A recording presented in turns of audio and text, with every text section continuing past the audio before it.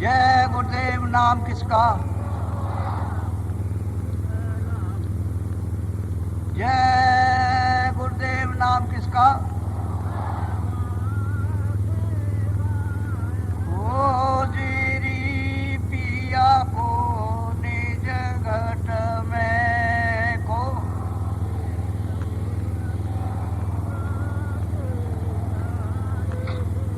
ओ जीरी पिया को निज घट में को।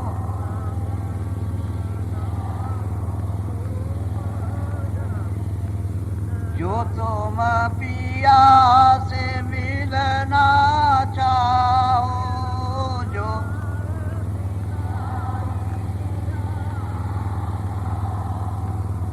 दो भटको माती जग में तो, ओ जीरी पिया को निज घट में को।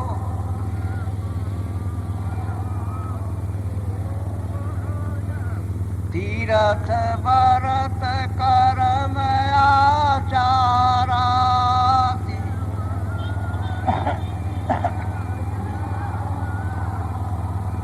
यह अटकावे मग में,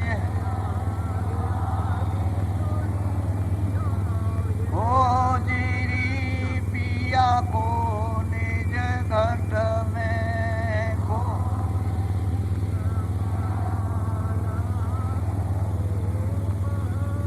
जब तक संत मिले नहीं पूरे, जब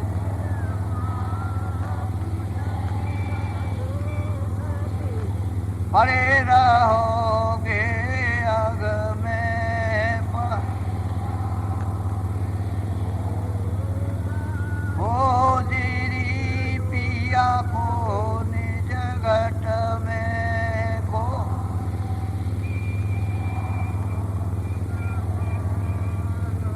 नाम सुधा रस कभी न पाओ ना,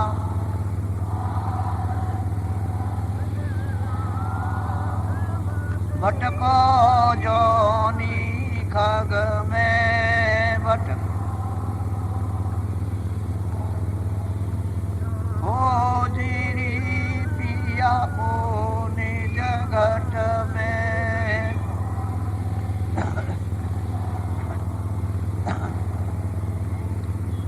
पंडित काजी बेख से कसब, पंडित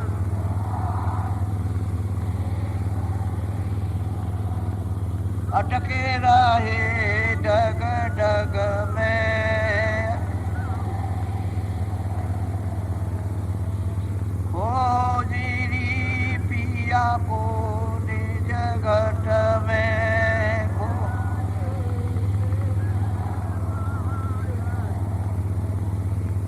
यह तो भूले विषय वास में, यह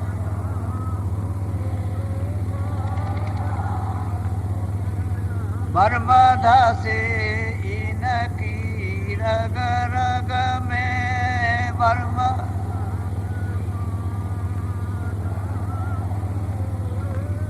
हो जीरी पिया को निज घट में को।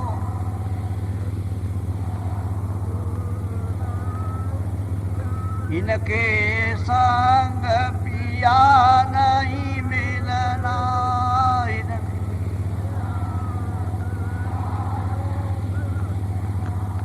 पिया मिले काऊ साध समग में पिया,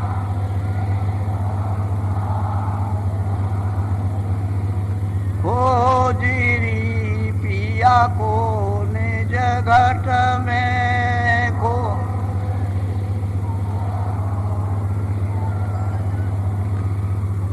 सतगुरु पूरे बहु समझावे,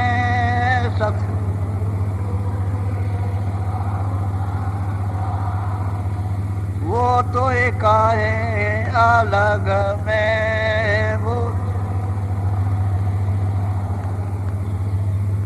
खोजरी पिया को निज घट में को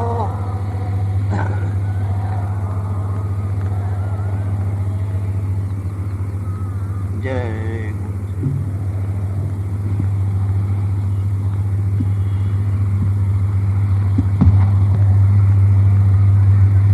अपनी देवी से बोला घबरा गई थी कि मैं महात्मा के सत्संग। तो आप कहा गए थे कि मैं पूजा करता था मंदिर। ठीक है, पूजा कीजिए। कुछ नहीं बोले तो चुप रहे। तो मैं वो मंदिर में चला गया उस समय सत्संग। वो देवी पहले आ गई और वो बात पे आया तो पूछता है कि आज भी गए थे कि हाँ गए थे। झूठ क्यों बोला कि आप गए थे पूजा करने, कहा बने। तो वो बोला कि तुमको सत्संग से क्या मिलता। तो वो बोली कि पूजा से आपको क्या मिलता। कह लगे मुझे लक्ष्मी मिलती है। कह लगे मुझे मालिक मिलेगा, मुझे मालिक मिलेगा और आपको लक्ष्मी मिलेगी। कितने मिल गई लक्ष्मी, जितनी पहले थी उतनी अब भी। कितने लक्ष्मी मिली आपको। तो उसने कहा कि अच्छा तू जाना छोड़ दे, पूजा कर। कह लगे आप पूजा छोड़ दीजिए, हमारे साथ चलिए। कह लगे अच्छा ठीक है। तो वो चला गया। महात्मा का सत्संग हो रहा था, उसके बैठ गया। सत्संग सुना तो बहुत अच्छा लगा। तो उस दिन की पूजा छूट गई। आया घर में, कह लगे मुझे तो बहुत अच्छा लगा। तो कुछ बोली नहीं। तो वे अपने आप उठा के लगे चल जल्दी चल। तो जल्दी पहुंच गया। वहां सत्संग शुरू नहीं हुआ। तो पूरा सत्संग सुना तो उसे बहुत अच्छा लगा, बहुत ही अच्छा। पूजा उसने छोड़ दी। तीसरे दिन फिर उसको उठाया, कह रहे चल चल जल्दी चल, सत्संग न छूट जा। कह रहे मैं तो समय से चलूंगी, हमको जल्दी और चले जाओ।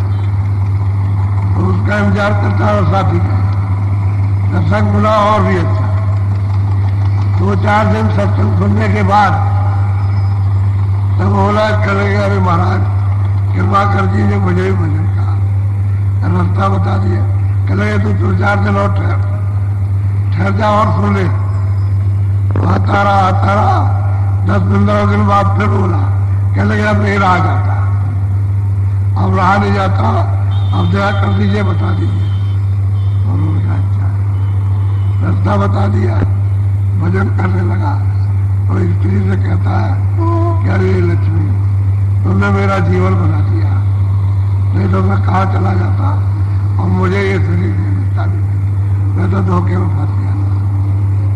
कहने का ये है कभी स्त्री अनुकूल हो जाती है और कभी पुरुष अनुकूल हो जाता है, लेकिन दोनों अनुकूल हो जाए और एक दूसरे की जगह को छानबीन ले तो ठीक है, तो सही चीज मिल जाए। लेकिन हट करेंगे तो उसका भी नुकसान होता है। तो किसी ने हट नहीं किया, आप अपना करो मैं अपना करो। अब दोनों अपनी बात करते रहे। आखिर में कहा कि चल मैं भी शुरू कर देखूंगा क्या हो रहा है। उसको रास्ता मिल गया भजन करने। अब खूब भजन करते हैं अंदर और तो महात्मा की कृपा हो ही नहीं थी। इसलिए पति पत्नी को एक समझ में, कहने का मतलब है कि पति पत्नी को एक समझ में चलना चाहिए। वो भी भजन करे तो वो भी भजन करे, उसमें ना उसको बाधा ना। और जो कुछ भी करता है उसको समझ ले कि मैं ये क्रिया कर्म ठीक करता हूं कि नहीं करता हूं। वो सत्संग में जाएगा तो मालूम। ये सब क्रियाएं ये इंद्रियों की है, बाहर आँख की है, हाथ की है, सब की है। ये सब इंद्रियों के दरवाजे पर मन बहुत बैठ करके सैलानी काम करता है। सैलानी मनोरंजन का वो काम करता है दमन होने का काम नहीं करता। इसलिए नानक जी गए वहां मक्का में, तो बैठ गए। एक मौलवी ने पूछा कि आप कौन है? तो भाई इंसान है, जैसे इंसान आप वैसे नहीं। कह लगे मैं इंसान नहीं, मैं मौलवी हूं। उसने कहा कि मैं मौलवी हूं। कह रहे भाई हम तो इंसान है। आप क्या करते हैं? मैं खुदा की बात करता हूं। तो मौलवी है, अच्छा ठीक है। तो वहां का वो मौलवी था, वो कई जगह पर इबादत कराता था लोगों। तो रात को आ गया, तो वहां रात को देखा कि खुदा के घर की तरफ नाराज जी पैर करके सो रहे हैं। उन्होंने कहा है काफी, तो जगाया उसको, है उठ जा काफी। भाई क्या बात हो गई? कह रहे खुदा के घर की तरफ पैर करके सो रहा। और नाराज जी ने कहा भाई तेरा जिधर खुदा ना उधर पैर कर दे, जिधर तेरा खुदा नहीं उधर पैर कर दे। उसने गुस्से में आकर के इधर दक्षिण की तरफ पैर कर दिया, तो पूरा का पूरा काबा दक्षिण में हो गया। तो देखने लगा उसने कि काबा तो वो पैर कर, तो फिर नाराज हुआ, तो पूरब की तरफ घुमा दिए, पैर पकड़ कर दिए, तो काबा पूरब में चला गया। कह रहे ये इधर आ गया कि भाई जिधर तेरे पैर में उधर घुमा दिया। उसने उत्तर में घुमाया तो उत्तर में काबा आ गया। अब वो सोचने लगा मैं मौलवी किस बात का, इसमें कदमों की तरफ काबा घूम रहा, तो मैं मौलवी किस बात का। तो उसने पैर घुमा दिए, फिर जरा नरम तो पैर धीरे से घुमा दिए पश्चिम की तरफ, तो कहा पश्चिम। बड़ी चर्चा हुई। तो कहने का मतलब नानक जी का ये भी था कि भाई खुदा सब जगह है। तुम पश्चिम में क्यों समझते हो? दक्षिण में भी है, उत्तर में भी है, पूर्व में भी है, लेकिन उसको मौलवी को ये परिचय कराना तक दे काबा किसके बस में है? फकीरों के बस का बताना। तो बड़ी इज्जत थी उनकी कि भाई ये खुदा तो यही है जिसमें कलमों में काबा घूम रहा है। ये लोगों ने बैठक की कि इनको अपनी जाति में कैसे मिला लिया जाए। कह लगे अगर ये नमाज पढ़ लेंगे हमारी जाति को, तो कह लगे कि आप हमारे साथ नमाज पढ़ेंगे? क्या पढ़ेंगे? पढ़ाइए आप। वहां आगे वो नमाज पढ़ाना था मौलवी, और वो खड़े हो गए, तो कोई नीचे बैठता, कोई ऐसे करता, कोई ऐसे झुकाता है, समझ गए, कोई घुटना टेकता, कोई जमीन पर रगड़ता, वो खड़े रह गए, सीधे खड़े रहे। जब नमाज अदा हो गई तो पूछा कि आपने नमाज तो पढ़ी गई? कह लगे भाई मुझे तो आपको से बात कहा है ये नमाज पढ़ाने वाले या नहीं कहा? तो ये कहा था नमाज जो पढ़ा रहा था, उसी से पूछो कहा थे, उसे पूछो बताएगा। पूछो कहाँ थे जब नमाज पढ़ा रहे थे, तो कहाँ थे?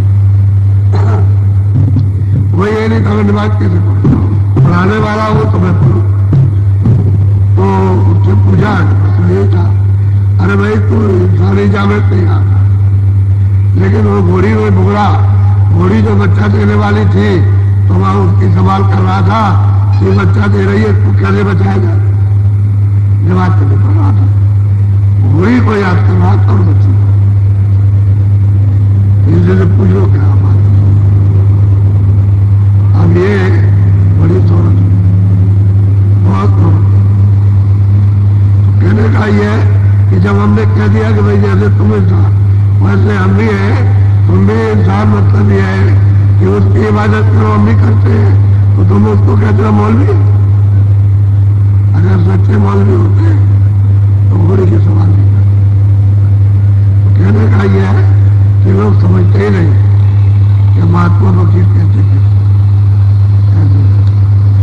बड़े बड़े उन्होंने ऐसे काम किए कि लोग आश्चर्य।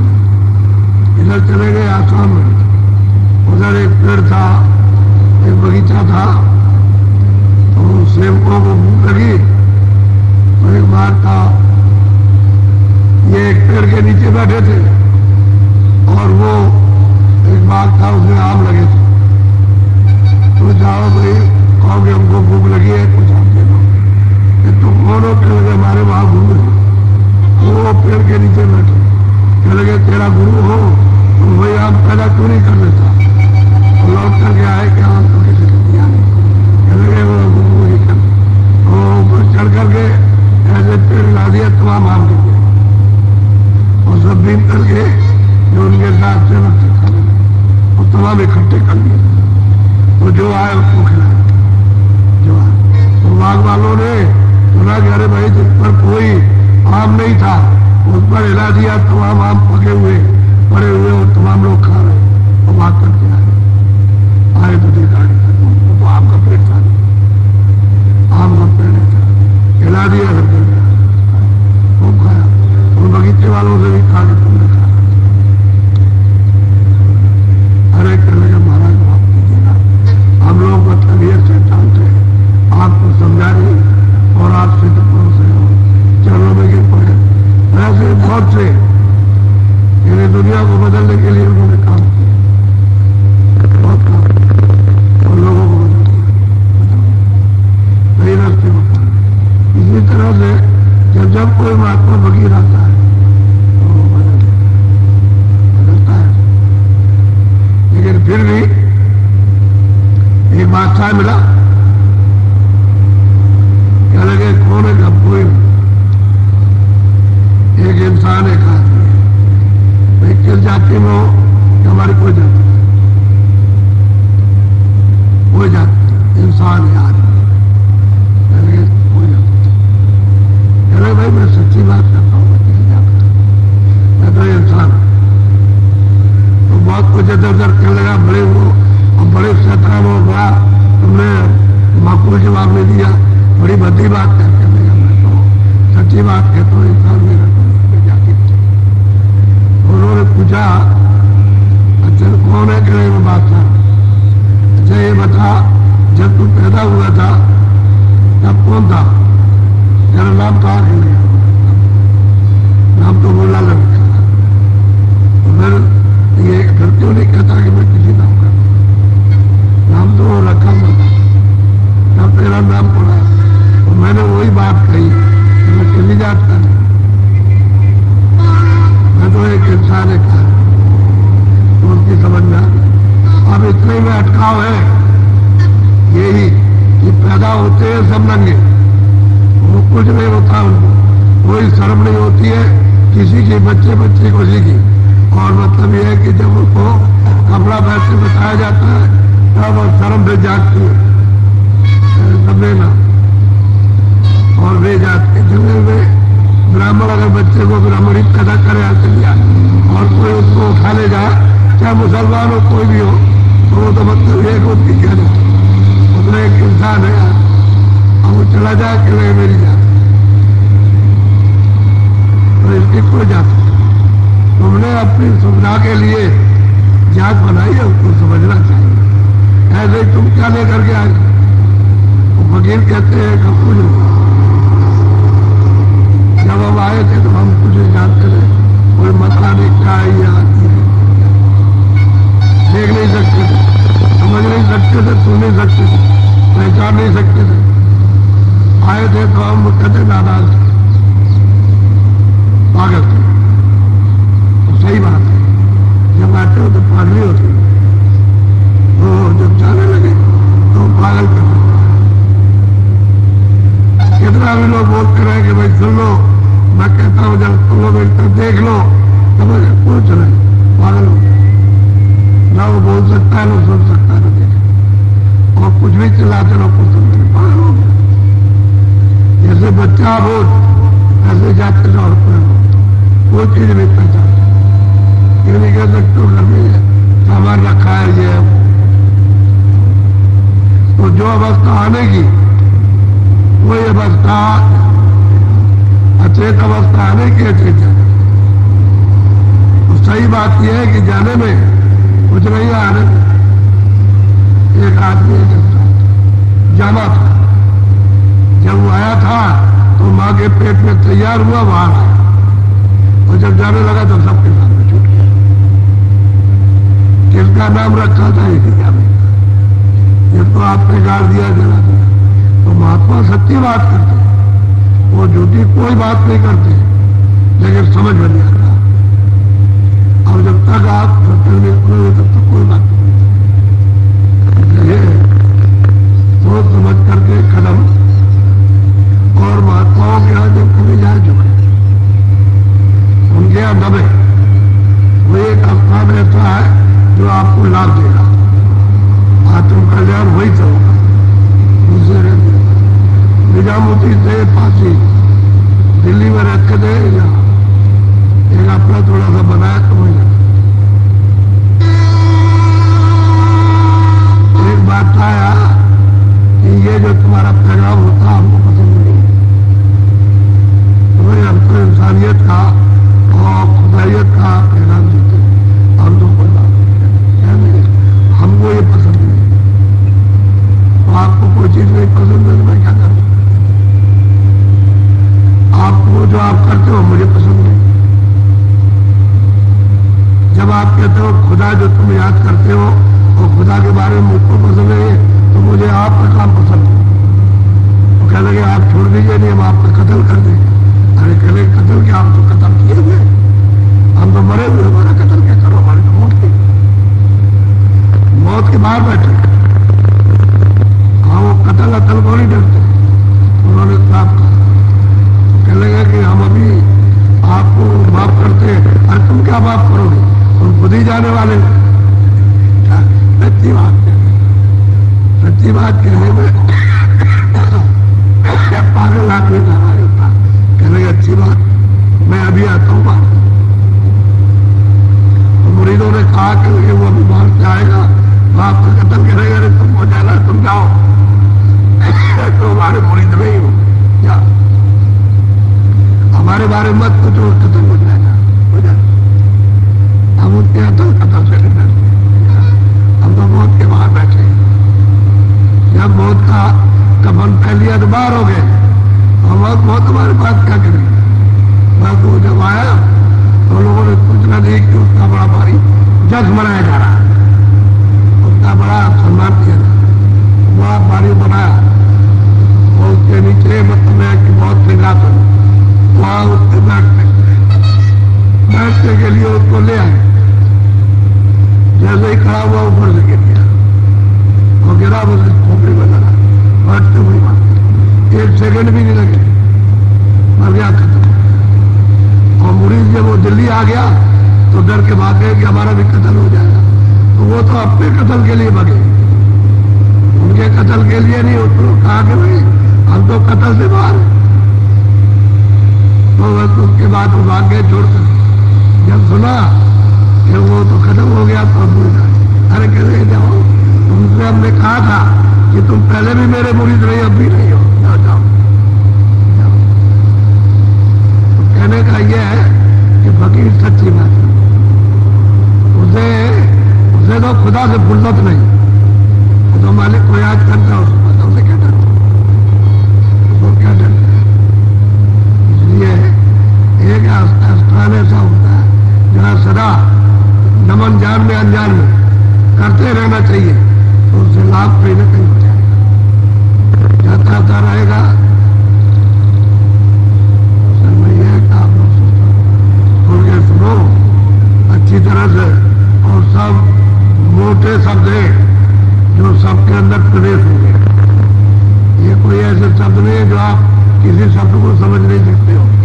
घर में बच्चे जैसे बात करते हैं, और मतलब ये कि छोटे छोटे लोग वैसे ही छोटी छोटी बात है, छोटे छोटे शब्दों में समझ, और इतनी बड़ी चीज जब छोटा बनेगा, छोटी चीज समझा के बड़ा बना, छोटा नहीं बनेगा, बड़ी चीज कभी नहीं जा सकती। बड़ा तो अहंकार होता है, छोटे बन जाओगे दीनता आ जाएगी। दीनता में सब गुण ग्रहण कर लोगे, सब गुण और सब ज्ञान ग्रहण कर लोगे, सब शक्ति ग्रहण हो जाएगी। अहंकार रहेगा तो अहंकार से दबा कोई नहीं सकता, बड़ा अहंकार। दो दिल से कोई चाहता नहीं है, वो अपने आप को बना रहता है, इसलिए दीन होना चाहिए। और कल आपको सुनाया कि तुरंत में किस तरह से दया लेकर के गुरु के पास में और अपनी पूरी मंजिल अपनी तय कर लिए पहुंच गए। और सब पहुंचने का पूरा समाचार साफ था कि सच है, ईश्वर का भी हुआ और ब्रह्म का भी साक्षात्कार पा और परे महाकाल पुरुष उनका और 12 जो सत्पुरुष के जो सुत हैं बच्चे जो बेटे हैं जिनको निकाला उनका भी लगा। और फिर अपने घर में सत्यदेश में पहुंच गई, उसके ऊपर चली गई, उसने सब अपना संकेत सब इशारों में दिया, पहुंच गई। लेकिन कहाँ जो पहुंचा हुआ गुरु है उसे पूजा वही है, उसी को महापुरुष कहते हैं। जो भाषा वही सब वेद जानते हैं और उनसे कोई कुछ कह नहीं सकता, तो सब समर्थ होते हैं, ले जाते हैं। अब आप जरा सुन लीजिए थोड़ा सा। वो कहते हैं कि भाई अब शुरू में साधन करो, ये जरूरी है, उन्होंने ध्यान भजन करो। जब करोगे तो एक एक खंड है, एक एक स्थान खंड कहते हैं, एक लिख लो, उसको समझ लो, देख लो, पहचान लो इसको भी और उसको भी। तो ये मनुष्य शरीर जो थोड़े दिन का है, इसी से मालिक मिल जाता है थोड़े दिन का, और अमूलक है, इससे कीमती पूछी सोना चांदी हीरे जवाहरात तो यही इकट्ठा करता है थोड़े दिन और बस छोड़ के चला जाता। ये अमूलक चीज है, लेकिन थोड़े दिन के लिए दिए, फिर बात समय पूरा होने पर ले लेगा हमारी चीज। और आप चतुर होशियार बुद्धिमान ये हो कि उसके दिए हुए थोड़े समय के अंदर जिस काम के लिए दिया वो मंजिल पार कर मालिक को प्राप्त। बहुत ध्यान से एक एक चीज, यानी किसी चीज से महापुरुषों ने जब कभी भी आए हैं वो जहां कहीं भी उन्होंने एक एक मतलब बात जीवों के लिए सुलभ साधारण और आसान रखा और कहा कि सब कर सकते, वो ये नहीं करना है, इसलिए पुरुष तैयार हो जाए। बोलो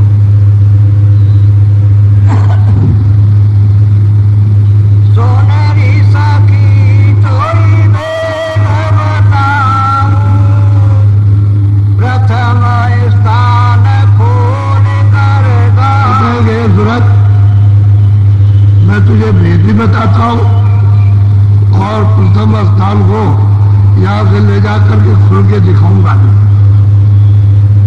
महापुरुष कहते हैं कि भेद बता के तुझसे कराऊंगा, दरवाजे में बैठाल करके तेरी आंख और कान को खोलूंगा और खोल करके तुझे सब दिखाता चलूंगा और पहले स्थान पर पहुंचा जहां से ये तीनों लोगों का कंट्रोल हो रहा, जो तीनों लोगों का देखभाल करने वाला दिखता था।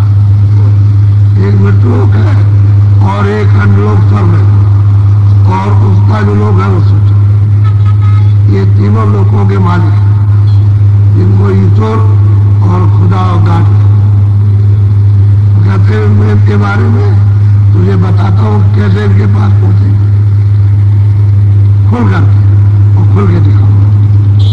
तो मेरी बात बोलो।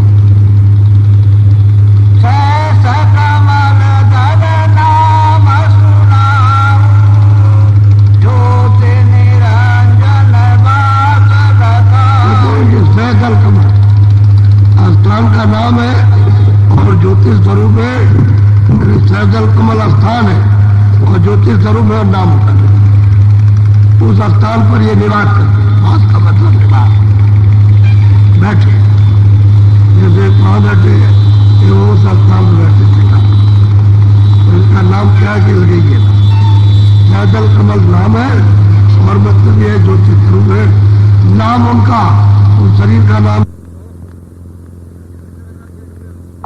उन्हें दिखाओ कि 3 लोक के मालिक इसी कलयुग में कोई सतयुग त्रेता द्वापर की बात नहीं है। अभी जल्द करता 3 लोक यथाऊ वेद चारे नर अच्छा चल मैं तुमको दिखाऊंगा कि सैदल कमल में ये ज्योतिष ध्रुव ये निरंजन भगवान बैठे हुए और 3 लोग के करता और धरता है और इन्हीं की आवाज से ये चारों भी ऐसे एक ही लाख हो गए चारों खंडन 80,000 उपासक और 4,000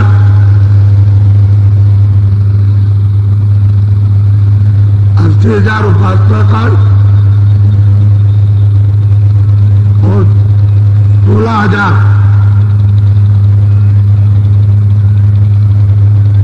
जो आप कर्म कांड जो आप इंद्रियों से करते हो और 16,000 उपासना तो हो गए 96 और 4,000। अब आप उस जंगल में ज्ञान कांड को ढूंढ नहीं सकते हो। ये लोग हैं चले आ रहे मैं गिरा उसके बाद चले पता ही नहीं चला तो जंगल में रख दिया ज्ञान और पता नहीं चलता। एक ही लाख तो में बस खंड होना है। चारों खंड उन्होंने अलग अलग कर दिए बस इसका नाम ये इसका नाम ये इसका नाम इन्हीं के वेद उपजाए हुए इनकी आवाज से जो सैदल कमल में बैठ करके ये बोल रहे हैं तो वो घंटा और शंख नहीं बज रहा। घंटा शंख तो आपको इसलिए सुनाई दे रहा है कि आप दूर हो और आपके पूरे कान नहीं खुले और आवाज में आप मिले नहीं हो इसलिए वो घंटा शंख सुनाई दे रहा। लेकिन जब उसमें लय हो जाओगे तो वो बाड़ी बड़ी हो गई उसे वो कहते हैं देव। जितने भी अनहद बाजे बज रहे हैं दूर होने के कारण अनहद बाजे वो सब सुनाई दे रहा है बाजू लेकिन जब उसमें लय हो जाओ तो वहां सुनते बोल रही उनकी आवाज हो रही वो आवाज समझ में आती है। कहते हैं कि इन्हीं की आवाज सही है मेरी। बोलो ब्रह्मा विष्णु महादेव तीनों पुत्र इन्हीं के सखी हे सूरत हे रूप देख ये ब्रह्मा विष्णु महादेव ये जो है इन्हीं के पुत्र है। क्योंकि 2 कलाएं उतारी थी एक सैदल कमल में एक नीचे तो नीचे वाद्या मास बैठी हुई तो इन्हीं के ये तीनों पुत्र हैं इनके और सबके चाहे मुसलमान हो चाहे हिंदू हो चाहे ईसाई हो कोई भी हो सबके मतलब ये करता डरता और तीनों उनके पुत्र हैं। आद्या मास शक्ति से पैदा हुए। अच्छा ये बात नहीं है कि स्वर्ग वैकुंठ में छोटे छोटे बच्चे दिखाई देते हैं बच्चियां बहुत सुंदर चमकते दमकते हुए और छोटे छोटे बड़े बड़े मुकुट पहने हुए बहुत सुंदर सुंदर मुकुट। तो वो ये समझ की बात है कि वो बच्चे कैसे पैदा होते हैं। ये सूर तो है नहीं है जैसे यहाँ बच्चे पैदा हो गए तो ये खून है और खून निकला और ये निकला और वो निकला वहां तो दृष्टि से बहुत होता है। ऐसे देख लिया छोटे छोटे बच्चे दिखाए बहुत सुंदर भगवान उधर जाए ऊपर में तो ऐसी जगह आती है जहां सब रामी राम सब के सब रामी राम और सब श्री कृष्ण है। तो तो हर जगह अलग अलग तो कहते पुत्र निरंजन भगवान के पुत्र है। और आद्या मां शक्ति से कहा कि अपने पुत्रों से ये काम ले लो जो मैं काम बताऊं। तो फिर उनको पहले तो तपस्या कराई, फिर समाधि लगवाई। समाधि लगाते तो 1-2 दिन हो गए, कोई 1000-4000 वर्ष, कम से कम 20,000 वर्ष ऊपर लगा। वो तीनों समाधि लगाते रहे, लेकिन ब्रह्म ही को आवाज। तब उन्होंने कहा कि ये तो समाधि लगा करके सुनने लगेंगे, और ब्रह्मा ने सुन लिया। तब उनसे कहा कि अच्छा ठीक है, जो हम बोले तुमने। उसमें तो कागज के कोई कारखाने थे नहीं। उस समय तो पेड़ों की छाल निकाल के उसी पर लिखा, तो उनकी बाणी है, उसी को देवबाणी कहते हैं। जो बोलते गए वो लिखते थे। तो वही उन्होंने कर्मकांड बोला, पाप कांड और पुण्य कांड ये बोल दिया। ये पाप है, ये पुण्य है, उसी का उन्होंने कुछ अलग अलग भाग कर दिया और बोल के उनको ले लिया, कह दिया कि सब कुछ। उस समय तो कोई किताब नहीं थी, कोई भी किताब नहीं थी। अब फंसोगे तो तुम ऐसे फंसोगे, और कैसे फंसोगे। तो वही महापुरुष कहते हैं, अरे तुरंत चल मैं तुझे सबको दिखाऊं, ब्रह्मा से मिलाऊं, विष्णु को भी दिखाऊं, शिव को भी दिखाऊं, कहाँ बैठे इनकी माता उनको भी दिखाऊं, क्योंकि वो रास्ते ही जाने का है। और चल अभी तो जो सैतान के महल में ये बैठे हुए हैं, जिनके ये पुत्र हैं, ये तीनों लोगों का मालिक, चल उनका दर्शन कर। सूरत को कह रहे कि चल मैं भेद लुटाऊंगा और कार कराऊंगा और फिर करा के दिखाऊंगा। ऐसा नहीं कहा कि साधन नहीं करेंगे, ऐसे पहुंचा देंगे। कहा कि बैठा के साधन कराऊंगा, भजन ध्यान सुमरन कराऊंगा, और तुझको यहाँ जब निर्मल करूंगा तो चलूंगा, तुझे यहाँ खोलूंगा काल, तब तो ये सुनेगी और ये देखती चलेगी। चल चलिए, खुल्ला खुल्ला कह रहे कि तीनों इनके पुत्र हैं। बोलो। पूरा बैराट रचाई न मिल के, ये जीवन घेर लिया। कहते हैं भाई इनको तो आज्ञा मार सकते हो, कहा इनसे काम लो।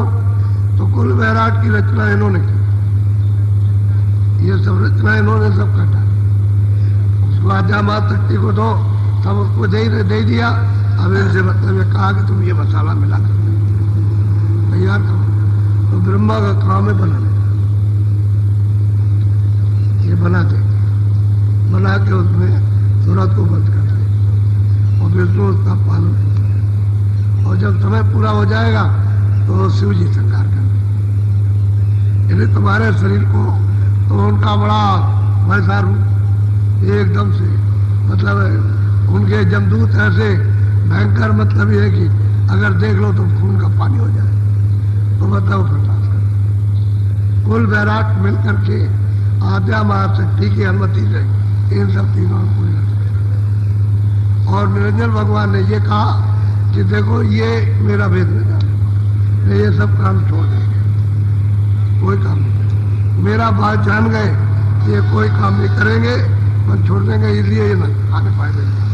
तो इन तीनों को पता ही नहीं कि मेरा पिता, माता तो मालूम है कि उनकी निर्देशन में काम हो रहा, और पिता का भेद छुपा है, सीधा सीधा काम।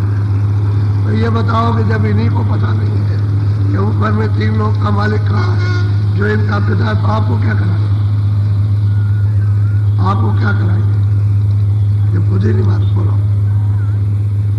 जाल बिछाया जग में भारी, इनकी पूजा जीव कहते हैं पूरा का पूरा जाल बिछा दिया, और ऐसा कर दिया कि वह इन्हीं की पूजा करते। तो मतलब ये करते रहो बच्चों। तो जीव अपने पहले तो करते नहीं थे, और फिर धीरे धीरे जब सिखाया, और मतलब ये अच्छा बुरा, तो फिर देखने लगे, लोगों को कष्ट मिलने लगा, ये मिला और वो मिला, कह लगे पूजा करो तो तुमको सुख मिल जाएगा, और ये मिलेगा वो मिलेगा, तो कुछ नहीं सुख कर जान। फिर आप लोग लालच में आने फंसे। अब ऐसे फंसे कि न ब्रह्मा को मानो, न विष्णु, न न देवी को मानो न देवता को मानो, किसी को नहीं मानते। अब ऐसे इंद्रियों के जान अब खुद नहीं निकल सकते हो तो दूसरों की बात क्या करो, क्या नहीं। ये हालत है। बोलो। हंसे जाल में फंसे कर्म में, धोखा खाया परे जाल में फंस गए और जो कर्म किए उसमें तो भरम है, धोखा खा गए और फिर तब 84 इन्होंने बनाई कि भाई इनको सजा कहाँ देंगे, तो फिर 4 खाने और 84 नस्लें बनाई। तो इन्होंने जब गलती करेंगे तो बंद करेंगे और उनकी वहां पिटाई की जाएगी और वसूल किया जाएगा, मार के और फिर नरक बनाए कि जो भारी गलती करेंगे मानेंगे नहीं, क्योंकि ये मेरी भी बात नहीं मानेंगे। उन्होंने उपदेश तो ठीक किया कि कोई बुरा काम न करना, अच्छा ही करना, लेकिन सत्य भूलिए हो गए कि अधिकार दे दिया।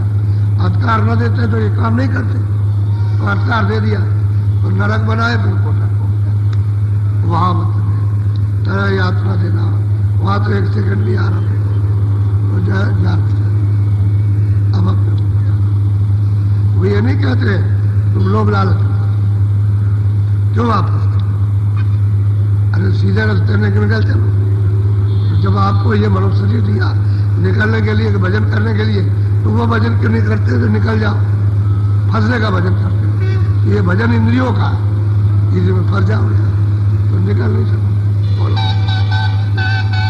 अब जो इनको कोई समझावे, सत्य पुरुष का वेद। कोई भी अगर इनको समझाता है क्या रे भाई चलो 3 लोग के मालिक को मिलो, अरे इनको छोड़ो, ये क्या करते हो, 3 लोग का मालिक जो है ये मतलब ये है कि जिनके ये पुत्र हैं, चलो ये छोड़ छाड़ करके ये रास्ता चलो भाई शायद जल कमल में चले, उनका दर्शन करेंगे।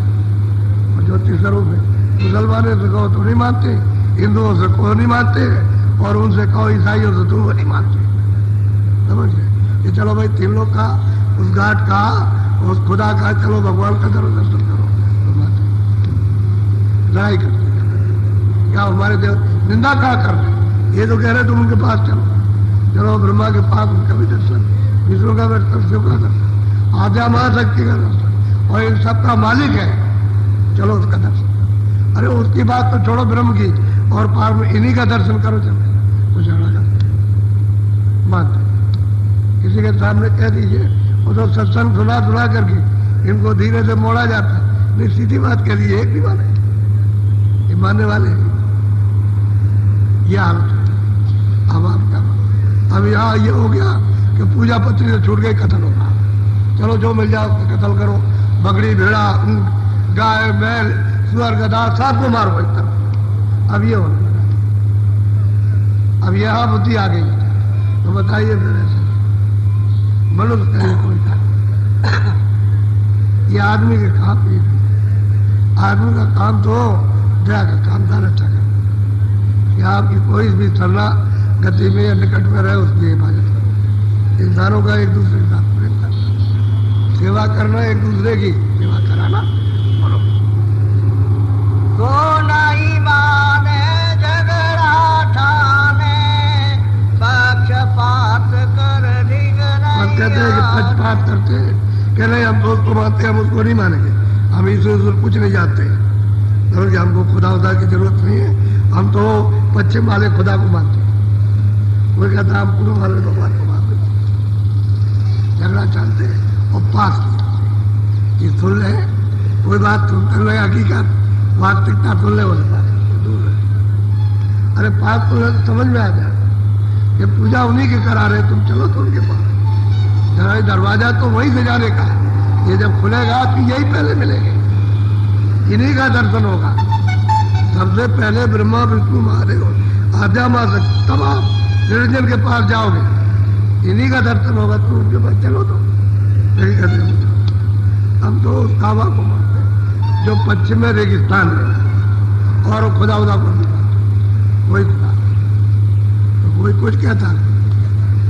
और फिर देखिए, समझ गए, अनजान है, जानते नहीं, अज्ञान मानते नहीं भाई, वो कहते हैं भाई खुदा इधर है, तुमको इधर दीदार करा रहे, कुछ नहीं जानते,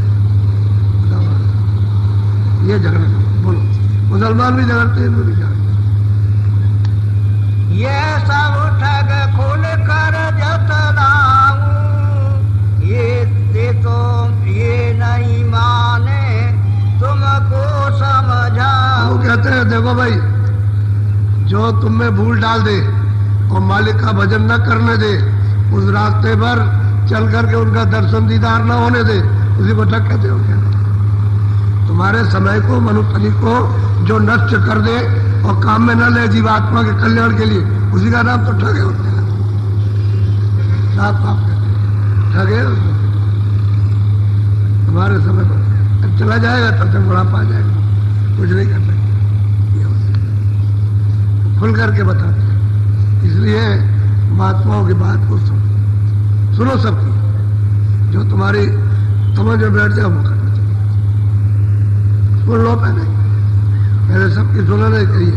पढ़ाने वाला तो पढ़ाता है, लेकिन सुनते रहते हो तो उसके बाद में फिर आगे जब बढ़ते हो तो नीचे वाला सब टूट जाता है, उसका भी काम करते हैं। फिर नीचे ऊपर का सबका बोध हो जाता है। नीचे शब्दों के बोध हो गया, ऊपर का भी होता है। लेकिन यह है कि नीचे वाले ऊपर पढ़ने पर छूट जाएंगे और फिर आगे चल करके एक हो जाए। तो सुन तो लेना चाहिए किसी की बात, सुनते ही नहीं। और पक्षपात मन मोटा करके और मतलब ये जिद है और क्या है, अंधेरे में इंद्रियों के जाल में फंसे। बोलो इनके मार्ग तू मत जाए, तू संतन की शरण। अब इसमें बुरा क्या कहा? ये सूरत, तू इनके मार्ग मत जा, तू जा संतों के पास में और उनसे जा करके जरा सा समझ ले और रास्ता ले और भजन कर ले, नहीं ये वक्त मिलेगा। अगर ये गई तो उनके साथ डूब जाए संतों के पास। तो कोई और बात तो नहीं कह रहे, कह रहे कि जिन्होंने मालिक को जाना है वो उनके पास जा तुझे जना देंगे, जिन्होंने देखा वो दिखा देंगे। सीधी सीधी बात कह रहे हैं। तो सूरत को समझा रहे कि देख मैं खोल करके सब नहीं बता दूं। बोलो सतगुरु कहे सोई तुम मानो, इनका वचन न करे पर। अरे भाई वो जिन्होंने जाल बिछा दिया, हमको बर्बाद दिया, हम बरम गए, अब हमको पता नहीं कौन कहाँ है, और बस ये अटक गए इसी जगह पर। घर भी छूटा और उसका सुख भी आराम भी नहीं मिला, मारे मारे फिर रहे और कोई हमारी देखभाली सुनाई नहीं करता, तो बताइए क्या फायदा। तो वो कहते हैं भाई तू जो महासंत कह दे उस बात को सुन, और तुम्हें कोई जरूरत नहीं, वो देख के कह रहे वो तू सुनाई सुनाई कह रहे, वो जो देख रहे उसको कहते हैं तू सुनी सुनाई बात कर। एक फकीर जा रहे थे रास्ते, एक फकीर बैठे हुए थे रास्ते, पहले जा रहे थे पेड़ के नीचे बैठे, उधर से आदमी जा रहे थे। उन्होंने पूछा आप कौन हो? कुछ नहीं बोले, चुप रहे, कुछ बोले नहीं। कह रहे भाई कौन हो तुम? वो कुछ नहीं बोले, लगे बड़ा शैतान है जो जवाब नहीं देता। तब उन्होंने कहा कि भाई तुम मेरी बात को समझोगे नहीं, तुम समझोगे नहीं, मैं तुम्हारी बात सुन ही नहीं रहा था, मैं दूसरे ध्यान में था, उसको मैं सुन रहा था। किसमें ध्यान में थे? यहाँ बैठे हुए थे। पहले वो तो सब ठीक था, लेकिन मेरा ध्यान दूसरे का था। अब यही बात तुम नहीं समझोगे, यही चीज नहीं समझोगे, हम दूसरी चीज करें तो ऐसे शब्दों का उपयोग तो समझते नहीं कुछ भी। तो क्या करते हैं आप? कह रहे वो भी नहीं समझोगे। तुम हमारे पास आओ, हम पेड़ के नीचे मिलेंगे, तुम आओ, थोड़ा सा आ जाओ। आए उधर से उधर से आ रहे थे फकीर के पास में, तो दो उधर से राक्षस चले आ रहे थे चिल्लाते हुए, तो उनकी शकल देख करके वो भगे, हे फकीर साहब बचाइए, हे बचाइए बचाइए बचाइए, हे फकीर साहब बचाइए। और वो गायब, ये गिर पड़ा करके। अरे भाई क्या हो गया, क्या बात हो गई, क्या हो गया, ये क्या हो गया? अरे कह लगे ऐसे राक्षस थे कि हमने ऐसा कभी देखा ही नहीं, तो हमारा तो होश उड़ गया। इसलिए मैं आपकी शरण में गिर गया कि मेरी रक्षा कर दी।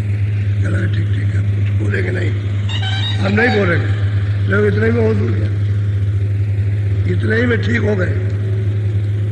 होश उड़ गया, अब कहीं जाने आने वाले नहीं है, इतने में काम बन गया। ये है सर। फिर उसको बात सुनाई, सब प्यारी, सब अच्छी, सब समझने लगा। और फिर उसके बाद जो रास्ता बताया बैठ के भजन करने लगा। तब उससे पूछा कि देख तेरी आँख खुली क्या? खुली आँख देख रहा हूँ। फिर चुप। अब वो कदमों में गिर गया। ये फकीर है, ये सच्चे है। अब यही है, ऐसे नास्तिक लोग वो बदल करके तब वो अपना काम भी कराते और लोगों को बता भी देते कि देखो मैं कितना बुरा था और उनके पास जाकर के कैसा बदल गया। मुझे देखो आप। फिर ये कहते हैं, अपना सब बताते हैं अपने गुनाहों को कि मैं क्या करता था और मुझे उन्होंने बदल दिया। तुम भी जाओ उनके पास। सही बात, बोलो।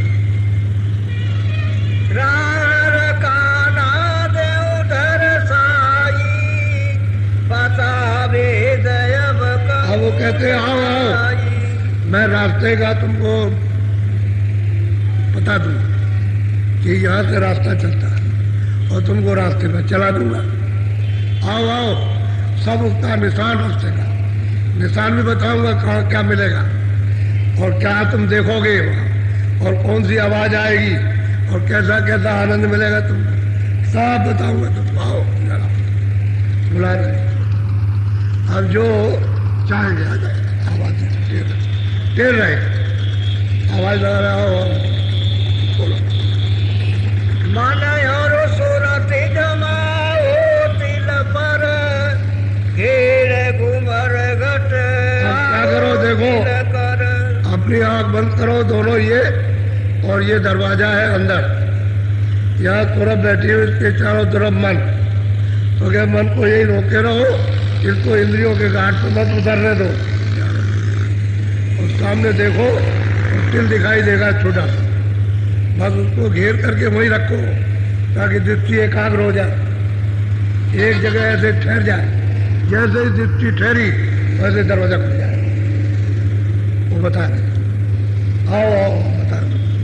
तब बताए द्वार कहाँ है और तुम कैसे बंद हो उस बक्से में, उस पिंड शरीर में कैसे बंद हो, इससे कैसे बाहर निकलो। आओ, तो उनको बैठाल के बता रहे हैं, देखो ऐसे आँख बंद करो और मन को यही रोकना, इसी जगह आँख के साथ।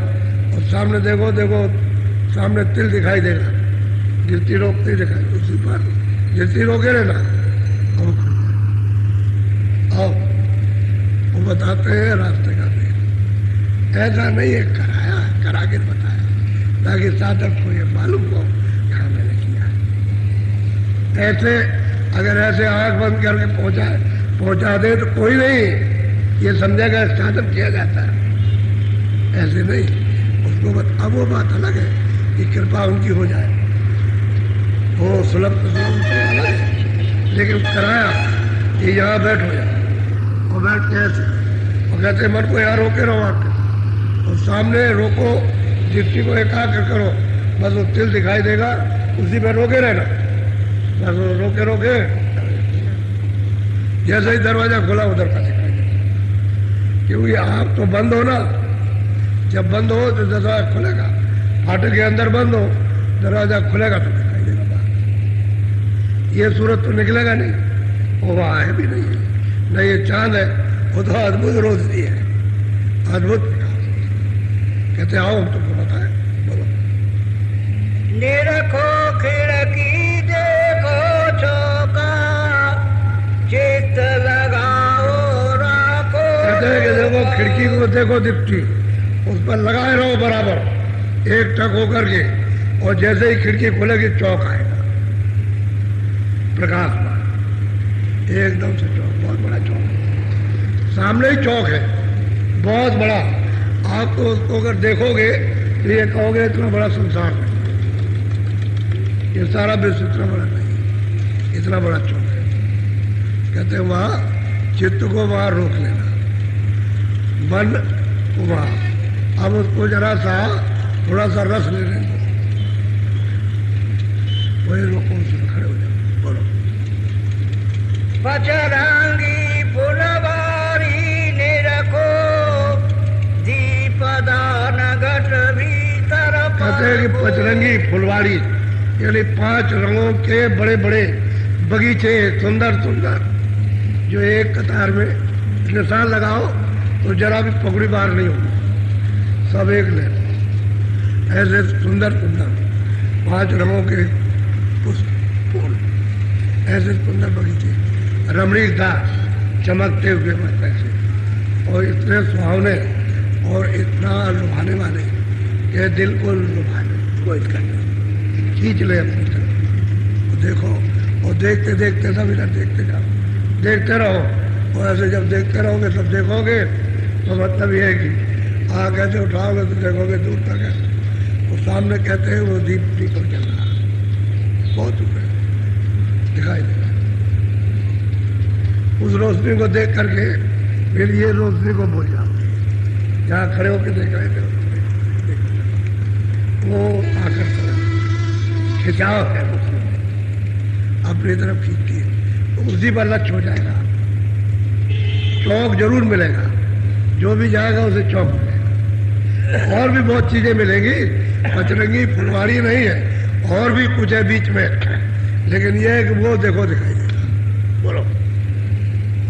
कोई दिन ऐसी नीला देखो नील चक्रताया आगे पे। कहते हैं कोई दिन वो सब देखते रहो।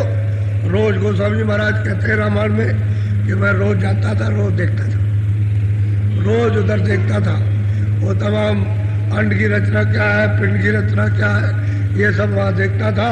और देख करके कहते हैं फिर एकदम से दृष्टि ऊपर हो गई, यानी चक्कर घूम गया, दृष्टि ऊपर हो गई, तो ऐसे करके देखा तो ब्रह्मांड, वही बैठ करके चक्र घूमते ही बहुत ब्रह्मांड, बहुत अति विचित्र है, बड़े बड़े लोग देखने लगे, लोग अनेका।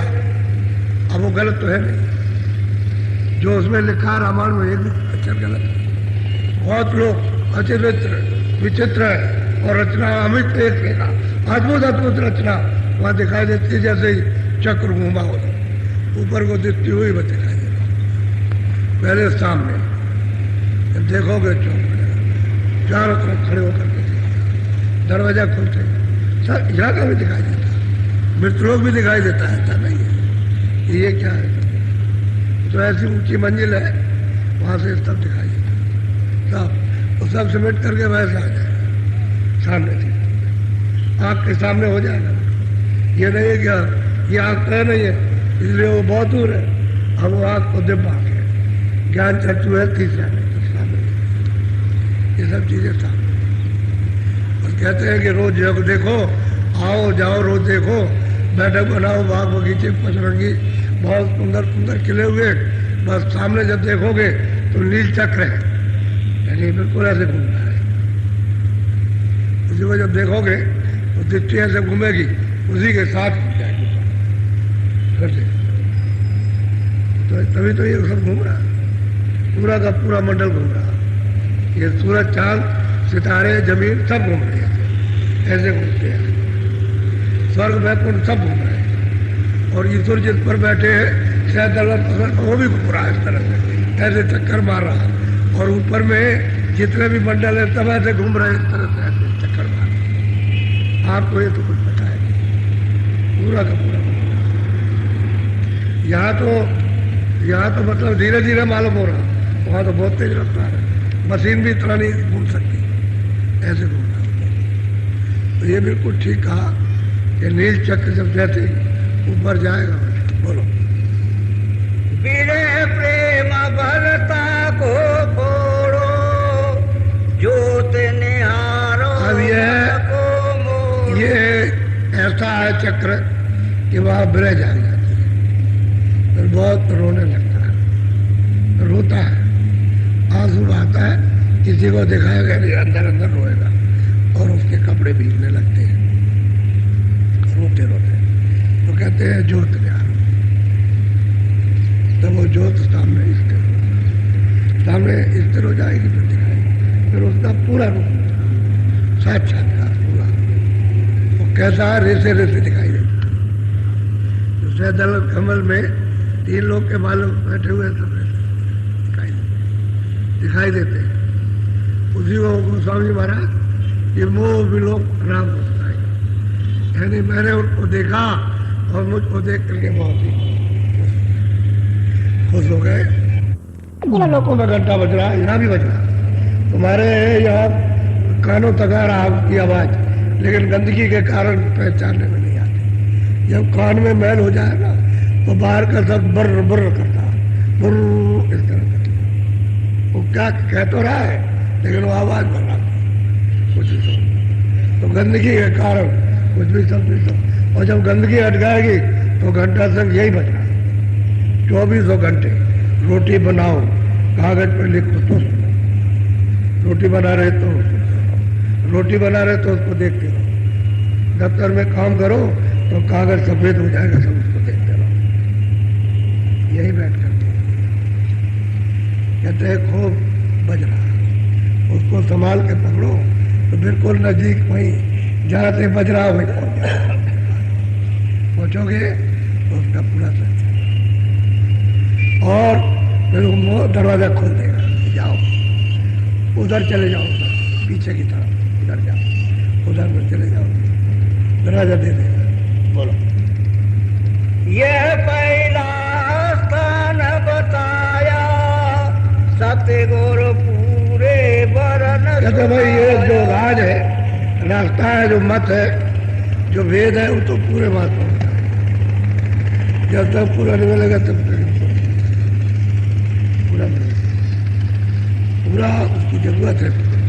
और आप कुछ नहीं मानते पूरा किसको कहते हैं।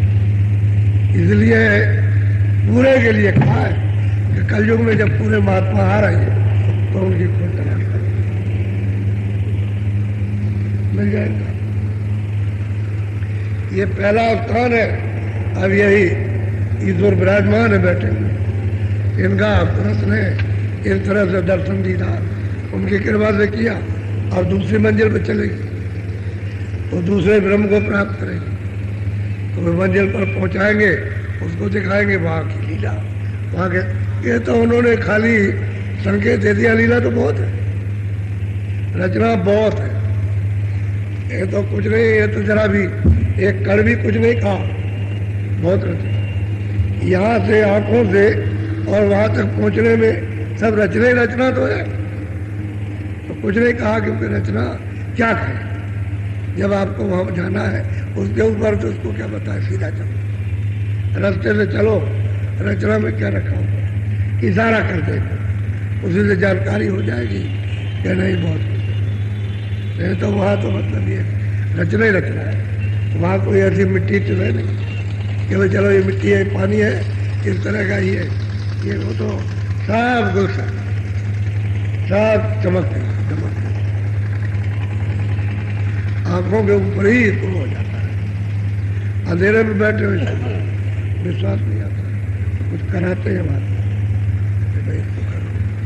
तो जो रास्ता बताया आप, जो कल बताया उसके पहले बताया, और पहले के लोग जो कर रहे हैं रोज करो, क्योंकि ये समय ज्यादा दुनिया के पचड़े में जाल में मत फंसो, उससे बदलाव नहीं होता, सिवाय नुकसान के फायदा।